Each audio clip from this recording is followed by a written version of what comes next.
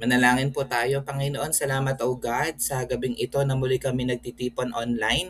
Dalangin namin, Lord God, yung pagsama naman ng Espiritu, be our speaker, be our teacher, Panginoon. At kung ano man yung mga prayer requests and concerns po ng bawat isa at this moment, I pray na katagpuin niyo po kaming lahat. Sa inyong paporit pagsamba sa pangalan ni Jesus. Amen. Ang ating pong topic 200, A Heart of Flesh, Understanding God's Ways in the New Covenant. Kukuhanin natin yung ating main verse sa Psalms chapter 95 verse 6. Sabi po dito, O come, let us worship and bow down. Let us kneel before the Lord our Maker. Sa Tagalog, tayo na't lumapit sa Kanya'y sumamba at magbigay galang, lumuhod sa harap ni Yahweh na siyang sa atin may lalang. So napakaganda talaga na we honor the Lord, we worship God in spirit and in truth. So kanina, nag-worship tayo sa Panginoon sa pamamagitan ng awitin. So this time, patuloy tayong lumalapit sa Lord upang makinig ng kanyang mga salita. Sabi dito, the heart daw is the center of our spiritual life. Totoo. Kasi even the Lord, sinabi niya, di ba, hindi siya nakatingin sa ating ginagawa, kundi nakatingin siya sa ating mga puso. So yung puso natin, yun din yung ginagamit natin to communicate with the Lord. In the Old Covenant, Israel often hardened their hearts against God's leading na mababasa po natin mamaya doon sa lugar ng Masa at saka ng Meriba. Talagang yung mga Israelites kahit na ang daming ginawang milagro or ng miracle ng Lord, ang daming blessings, pagpapalang tinanggap ng mga Israelites, pero patuloy silang naging matigas ang kanilang mga puso. Pero in the new covenant of grace, which is ating pong kapanahunan ngayon, ang Panginoon, He promised to replace our heart of stone with a heart of flesh. Ito yung sa Ezekiel chapter 36 verse 26 na sinabi ko nga sa inyo before na napakalapit sa puso ko kasi nung bago pa lang akong Kristiyano, I think mga 13 to 15 years ago, so talaga nag-pray ako kay Lord kung bibigyan niya ako ng bagong puso, ng bagong spirito, then dito nga niya ako dinala sa verse na ito. At nangyari na po to sa atin. Nung tinanggap natin siya na Lord, na Savior ng buhay natin, nabigyan na po tayo ng Lord ng bagong puso, ng bagong spirito. This heart is tender, responsive, and aligned with His Spirit. Kasi sa sarili nating kakayahan, sa sarili nating kagustuhan, mahirap talagang sumunod sa kalooban ng Diyos, di ba? Pero yung Lord mismo, siya yung nagpalit ng puso natin, di ba? Para makasunod tayo sa kanyang kalooban. Sabi dito, worship flows naturally from a softened heart, while hardness blocks the life of God. Yan, kaya nga tayo, umaattend tayo ng Bible study, naturally, nag-church tayo, naturally, nagbabasa tayo ng Word of God, we worship the Lord kasi nga, na-soften na yung mga puso natin ng ating Panginoon. Doon sa Exodus chapter 17, yung sa Masa and Meriba, yung Israelites, they were tested by God by complaining about water. Yan, kasi 'di ba sila ay nasa wilderness and then nauuhaw yung mga Israelites, so nagrereklamo sila kay Moses na dinala ba sila ni Moses doon, nilabas sa Egypt para mamatay, 'di ba? It reveals unbelief despite His mighty works, 'di ba? So pinart ng Lord yung Red Sea and then nagpadala ang Lord ng maraming plagues, 'di ba? Para sila po ay paalisin ng Pharaoh doon sa Egypt. Pero hindi nila tiningnan yung mighty works ng Panginoon. Naging reklamador pa rin sila. Yung Psalm 95 naman, it's a warning not to harden hearts as Israel did in the wilderness. So tayo po, tinuturoan tayo ng Panginoon na wag nating tularan yung mga Israelites during that time na pinili nilang maging matigas ang kanilang mga puso instead na maging obedient sa ating Panginoon. Sa ating New Covenant context, unlike Israel's repeated rebellion, Christ fulfills the law and gives us the Spirit. And that Spirit na binigay sa atin ng Lord, yung finished work ni Jesus Christ sa cross, it enables obedience from a renewed heart. Yun yung maganda, di ba? Hindi na kailangan pilitin, hindi na kailangan tayo patuloy na i-remind, na wag maging rebellious, na wag mag-complain, na wag maging pasaway sa Panginoon. kundi yung spirit mismo ng Lord na nilagay sa atin as He fulfilled the law because of His finished work sa cross that enables us pala to obey Him. Di ba napakaganda, no? Kasi hindi nga natin kaya sa sarili nating kakayahan. Pero ang Lord ang siyang nagtuturo sa atin, tutulong sa atin para makasunod sa kanyang kalooban. Yung masa po ay mula sa salitang Hebreo na nangangahulugang pagsubok. Tinawag ito dahil sinubok ng Israel ang Diyos sa pamamagitan ng kanilang reklamo at kawalan ng tiwala. Yung Meriba naman, ito ay mula sa salitang Hebreo nang ibig sabihin ay pagtatalo o pag-aaway. Tinawag ito dahil nakipagtalo ang bayan kay Moses at nagreklamo laban sa Diyos dahil sa kakulangan ng tubig. Yan, so basahin natin sa Exodus 17 verse 7. Ang lugar na iyon ay pinangalanan niyang Masa at Meriba sapagkat nagtalo-talo doon ng mga Israelita at sinubok sila ni Yahweh. Nila si Yahweh. Ang pinagtalunan nila ay kung pinapatnubayan nga sila ni Yahweh or hindi. Imagine, no, pinagdudahan pa nila yung pagsama ng Lord sa kanila. Bagamat everyday meron silang kinakaing mana, and then every night, 'di ba? So dahil malamig sa disyerto, merong fire para hindi sila lamigin, and then nung gusto nila ng karne, binigyan pa rin sila ng Lord ng pugo. Pero nagda-doubt pa rin sila kung pinapatnubayan sila or sinasamahan ng Panginoon. So nagduda pa rin sila. Sabi nga ng mga Bilang chapter 20 verse 13, nangyari ito sa bukal ng Meriba kung saan nagreklamong Israel laban kay Yahweh at ipinakita niya na siya ay banal. Yan. Sa Exodus 17, sabi kanina nagreklamong Israel na wala silang tubig. Sa halip na sila magtiwala sa Diyos na nagpalaya sa kanila mula sa Ehipto, sila'y nagduda at nagtanong, narito bang Panginoon sa gitna natin o wala? Pero alam nyo, hindi natin masisisi ang mga Israelites. Di ba even tayo naman, kahit na born again na tayo, matagal na tayong Krisyano, pero kapag may mga problema, may mga pagsubok ng buhay, di ba minsan nagdududa rin tayo? Nagtatanong din tayo, no? Pinili mo ba talaga ako, Lord?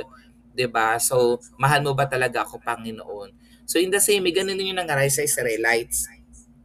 Pinagdudahan nila kung narito ba ang Panginoon sa gitna nila or wala. Dahil dito, tinawag ni Moses ang lugar na Mas at Meriba bilang alaala ng kanilang matigas na puso at kawalan ng pananampalataya. At yun yung prayer natin, no, na hindi dumating sa point na mag-lose hope tayo, mawalan yung tiwala natin, yung pananampalataya natin sa Panginoon. In the New Testament, kung babasahin po natin sa Hebrews chapter 3 verse 8, binanggit uli yung Masa at Meriba bilang babala. Ang sabi diyan ni Pablo, huwag ninyong patigasin ang inyong mga puso gaya ng ginawa nila sa araw ng tukso sa ilang. Yan. Sa ilalim ng bagong tipan ng biyaya, binibigyan tayo ng Diyos ng puso ng laman. Kaya yung title natin tonight, diba, Heart of Flesh. Isang pusong handang sumunod, isang pusong handang magtiwala, handang sumamba, hindi gaya ng pusong bato na puno ng reklamo at pagdududa. So every time na nakakaramdam tayo ng gano'n, ang puso natin ay nagrereklamo, nagdududa, sabihin natin sa Lord, Lord, alam ko, binigyan mo na ako ng puso na masunurin, puso na nagtitiwala at patuloy na sumasamba sa inyong harapan. So i-claim natin yun sa buhay po natin. Kaya nga sabi ng awit 95 verses 8 to 11, iyang inyong puso huwag patigasin, tulad ng ginawa ng inyong magulang nang nasa Meriba sa ilang ng Masa. Ako ay tinuksot doon ay sinubok ng inyong magulang. Bagamat nakita ang aking ginawang silang nakinabang, di ba? Si Lord ang nagsasabi nito, 40 taon sa inyong ninuno ako ay nagdamdam. Ang aking sinabi sila ay suwail, walang pakundangan, at ang mga utos ko ay ayaw nilang sundin. Kaya't sa galit ko, sabi ng Lord, ako ay sumumpang hindi sila makakapasok at makakapagpahinga sa aking piling. Kaya nga kung papansin natin, babasahin natin yung story in the Old Testament time, mga new generation na lang yung nakapasok doon sa promised land sa Canaan. Even nga si Moses, natanaw lang niya yung promised land pero hindi siya nakapasok doon sa promised land. Kasi nga, sabi dito nagdamdam ang Panginoon, di ba? Walang pakundangan na hindi sila sumusunod, pasawi ang titigas ng ulo ng mga Israelites. Kaya ang reminder sa atin sa Hebrews 3:8, huwag patigasin ang ating mga puso tulad nung maghimagsik ang ating mga ninuno doon sa ilang nang subukin nila ako. And then i-claim mo na binigyan na tayo ng bagong puso, ng bagong spirito ng Lord. Ang masuwin natin puso ay kaya nang gawing masunurin at ginawa na po yun ng Panginoon. Patuloy natin siyang i-claim. Sa madaling salita, Yung Masa at saka Meriba ay paalala na ang matigas na puso ay nagdadala ng pagtatalo at pagsubok sa Diyos. Ngunit sa bagong puso ng laman na ibinibigay ni Kristo, tayo nagiging handa sa pagsamba, pagtitiwala at pagsunod. Tatlong puntos ang gusto kong iwanan sa atin tonight. Number one, a hardened heart resists God's ways. Totoo, kapag talaga matigas ang puso mo, kahit na minsan alam mo naman yung will ng Lord, ayaw mong gawin yung kalooban ng Panginoon. Katulad ng ginawa ng mga Israelites. Israel hardened their hearts at Meriba, di ba yung binasa natin sa Psalm 95 verse 8. In the same way, yung Pharaoh, di ba?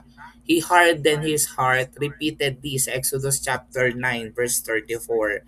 Nang makita ng paraon na tumigil na ang ulan at wala ng kulog, nagpatigas na naman siya. Dahil dito, muli siyang nagkasala pati ang kanyang mga tauhan.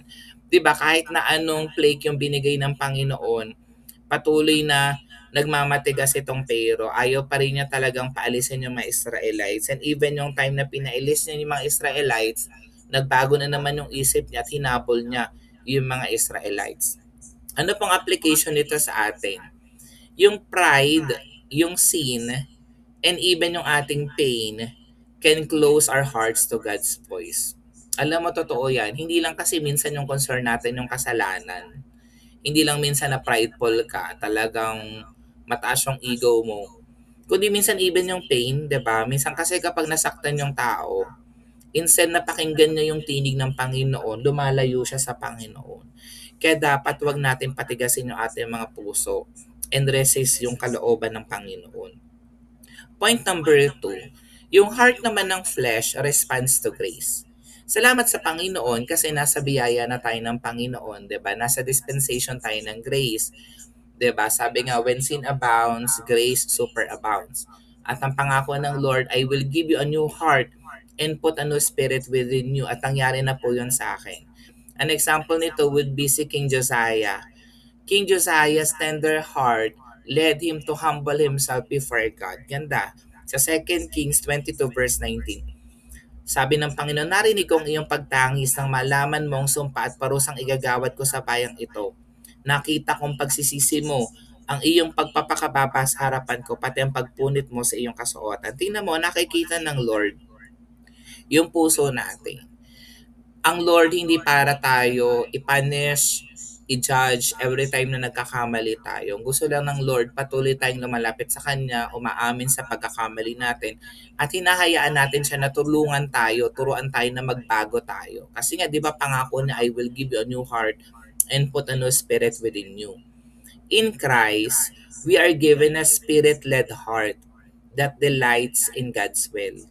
'Di ba? Yung Lord mismo yung nagbigay sa atin ng puso na led ng Holy Spirit para andun yung joy natin every time that we are following the will of the Lord. Kaya nga yung favorite verse ko, Psalm 37 verse 4, delight in the Lord and He will give you the desires of our heart. Even yung desires natin, yung actions natin, yung mga gusto natin gawin, kayang i-align yun ng Panginoon sa kanyang kalooban.